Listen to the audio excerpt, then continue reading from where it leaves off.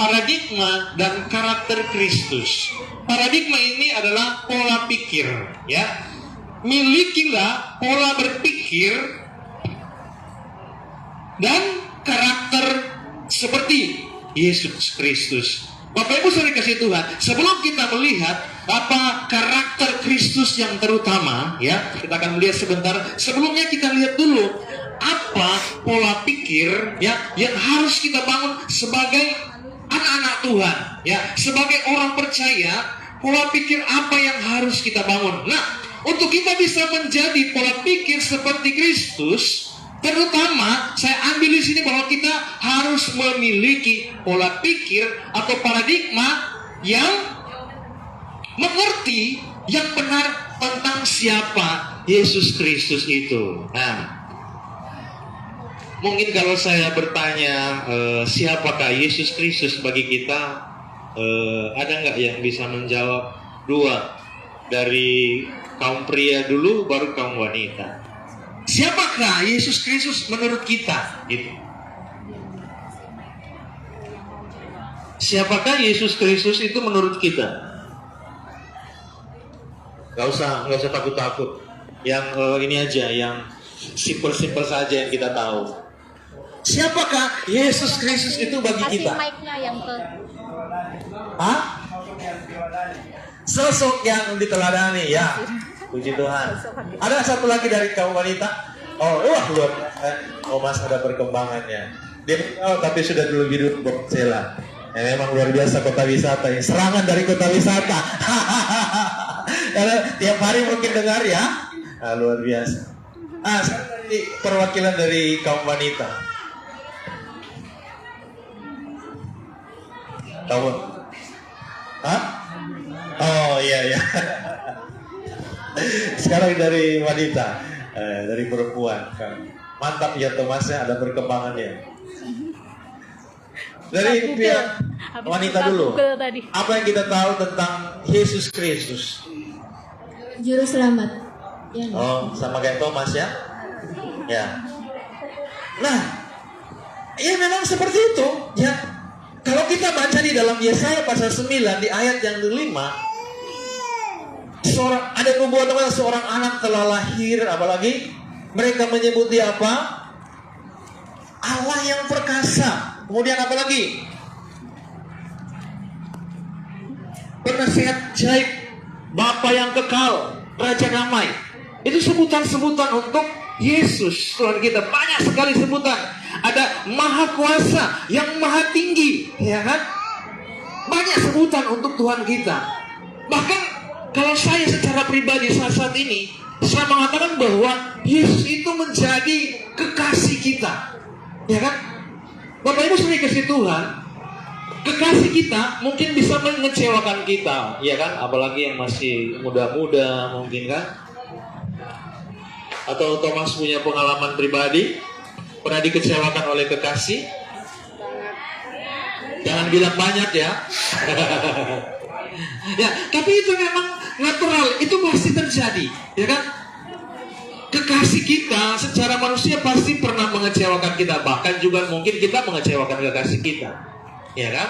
Thomas langsung begini. Nah, iya, pasti terjadi. Tetapi Yesus Kristus tidak pernah mengecewakan kita, amin? Nah, pola pikir ini yang harus kita bangun, ya.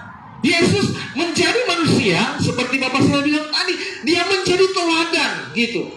Padahal dia sendiri adalah Tuhan. Mari kita maju ke ayat yang ke-6, yang walaupun dalam rupa Allah tidak menganggap kesetaraan dengan Allah itu sebagai milik yang harus dipertahankan.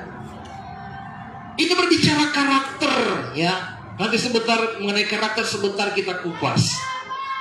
Karakter Kristus yang adalah Allah sendiri mau menjadi manusia. Itu berbicara kerendahan hati, ya kan? Dia Allah yang Maha Kuasa mau menjadi manusia, dan ini yang harus kita kita simpan di dalam hati kita. Ini yang selalu harus kita pikirkan. Pola pikir kita tentang Tuhan itu harus benar, gitu. Ada kalanya orang menghadapi masalah langsung berpikir negatif tentang Tuhan. Tuhan tidak sayang lagi dengan saya. Benar nggak? Ada kalanya ketika kita menghadapi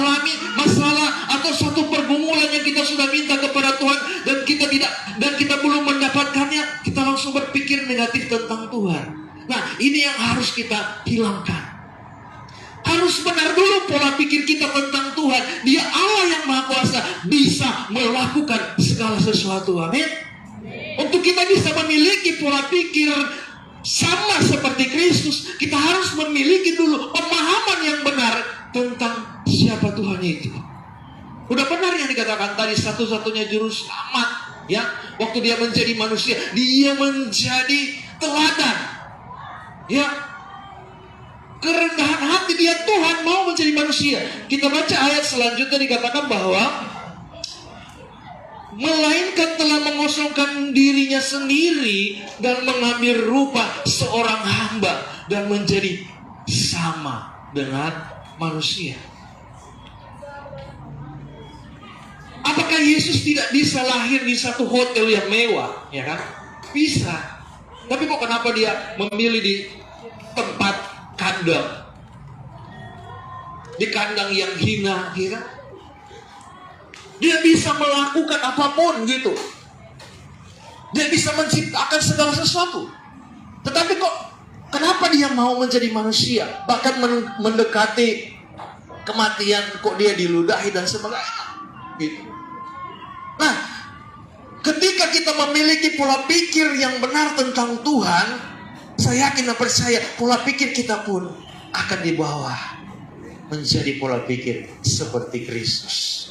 Ini poin yang sangat penting, ya. Saya ambil poin-poin penting saja pada saat ini karena mohon maaf tadi ada keterlambatan, ya. Tadinya rencana jam 9, ya, kita mulai tadi sudah jam 10 dan ini sudah setengah 12. Biasanya Kampung Tengah sudah mulai ada panggilan, ya. Biarlah kita dikenyangkan dulu dengan firman, amin. Nah, kalau kita memiliki pola pikir yang benar tentang Kristus, kita akan dibawa, ya, kehidupan kita setiap hari. Yang saya sering katakan, kita santai aja gitu. Ada masalah, santai aja. Kita tahu Tuhan tidak pernah membiarkan kita, amin. Ya. Tadi kita saya terus terang saja bangun hampir nggak bisa tidur malam, karena mikir-mikir apa namanya, kalau ibu sudah tahu mobil kita itu waktu dipakai berenang beberapa hari lalu, pulang itu berebut gitu. Jadi nggak pakai mobil kita itu bukan kita sayang, ya, takut jadi masalah. Saya mikir-mikir gitu, mau bawa, takutnya di tengah jalan terus dia berebut, hilang konsentrasi saya lagi, ya kan? Ya. Bapak Ibu, kalau membawakan firman Tuhan, kalau sudah hilang konsentrasi itu bisa nggak tahu apa yang mau dibilang. Sekali-sekali jadi pengkhotbah. Itu yang saya pikir dari semalam. Tapi puji Tuhan dapat mobil 2, ya. Jadi sedikit lega. Pagi-pagi satu batalin lagi. Langsung garuk kepala, gimana ini? Terus hujan waktu saya sekitar 3:30 tuh, jam berapa itu? Kok saya nggak bisa tidur gitu? Nah, disitulah ternyata Tuhan mau kasih tahu sesuatu ke saya.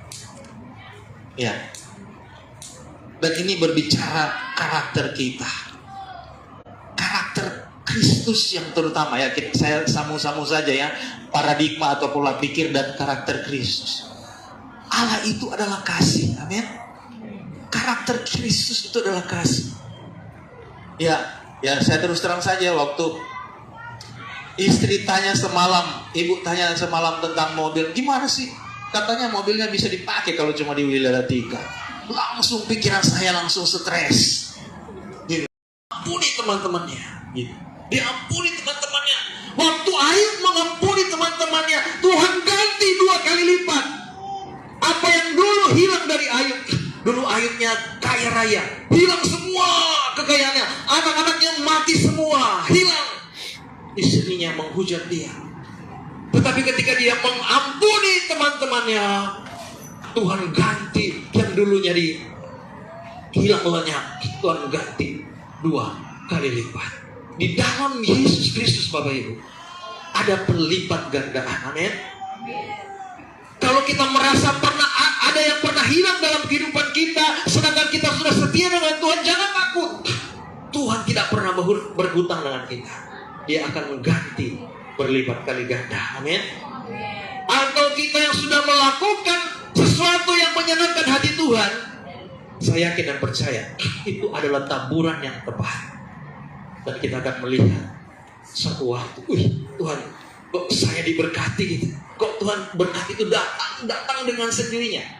Karena apa? Kita sudah menabur di dalam Tuhan. Jadi akhir kata Bapak Ibu sudah dikasih Tuhan. Yang pertama ya, milikilah paradigma atau pola pikir yang benar tentang Yesus. Saya kita percaya kita akan menjadi orang-orang yang mempunyai pola pikir Kristus. Selalu positif yang dipikirkan. Ya, di mana-mana kita selalu berpikir positif, di mana-mana kita optimis, selalu jalan terbuka.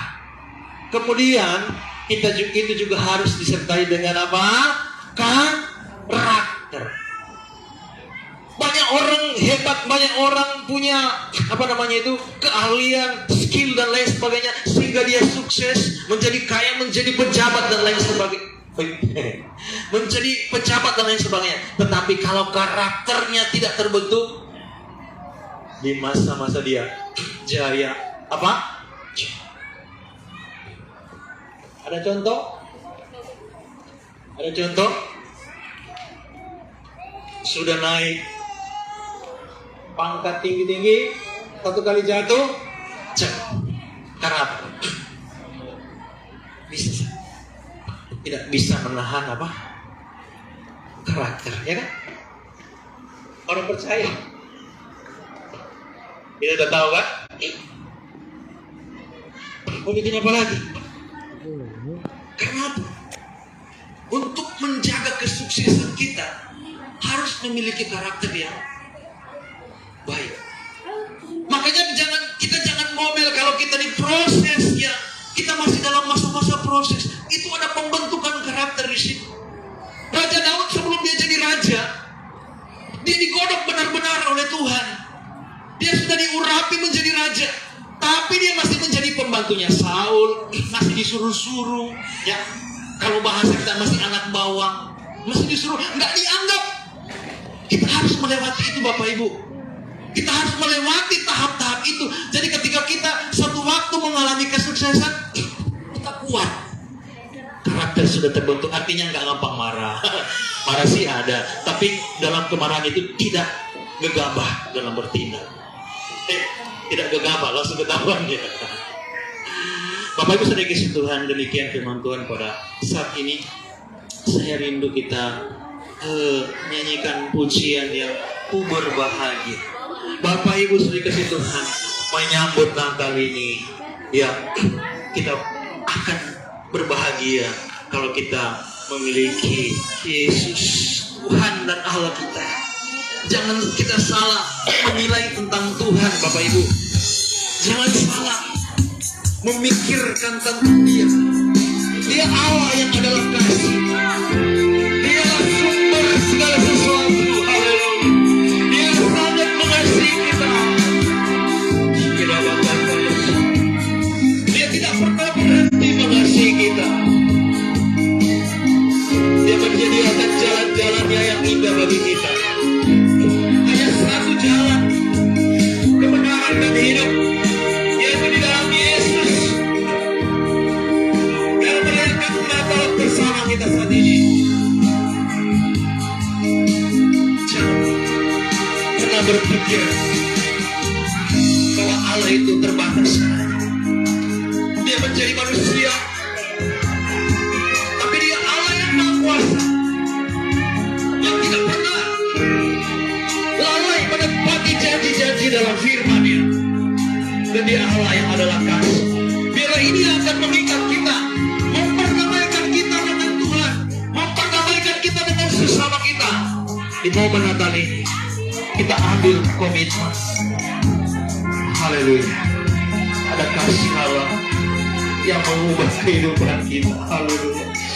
Mari kita menyembah Dia. Haleluya. Haleluya. Kita siapkan pujian berbahagia. bahagia.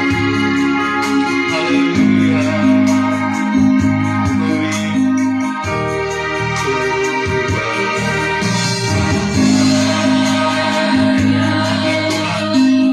Tadi sangat berbahagia. Sama-sama dengan Karis. Haleluya.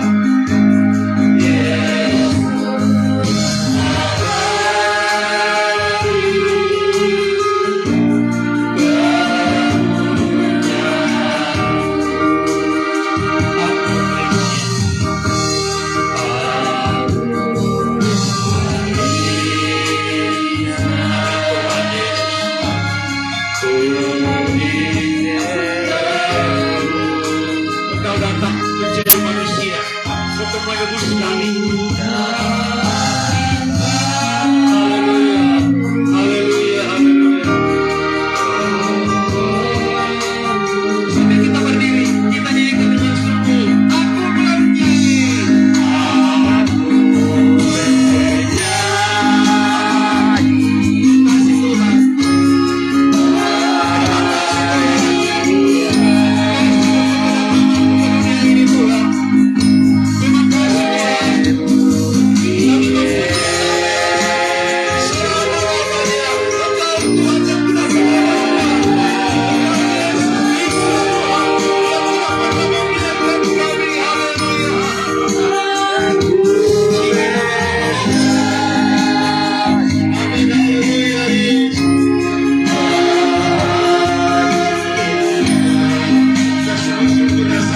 Ada kebahagiaan di dalam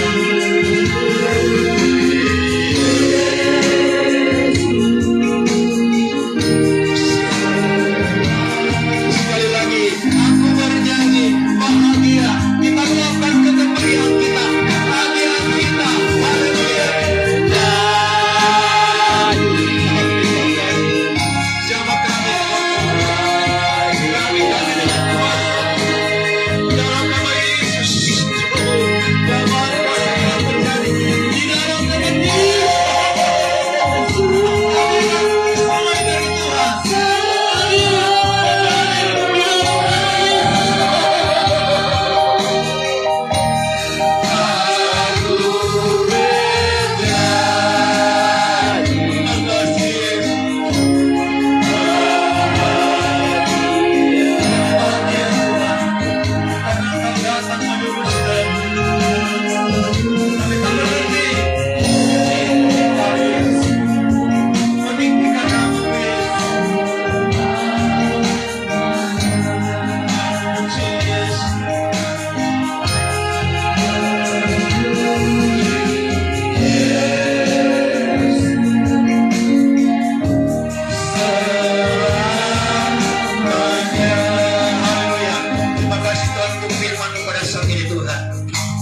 Roh Kudus-Mu selalu menuntun kami untuk kami menjadi orang-orang yang memiliki pola pikir Kristus, menjadi orang-orang yang memiliki karakter yang seperti Yesus Tuhan, dan yang terutama ya Tuhan Yesus, kasih itu Tuhan.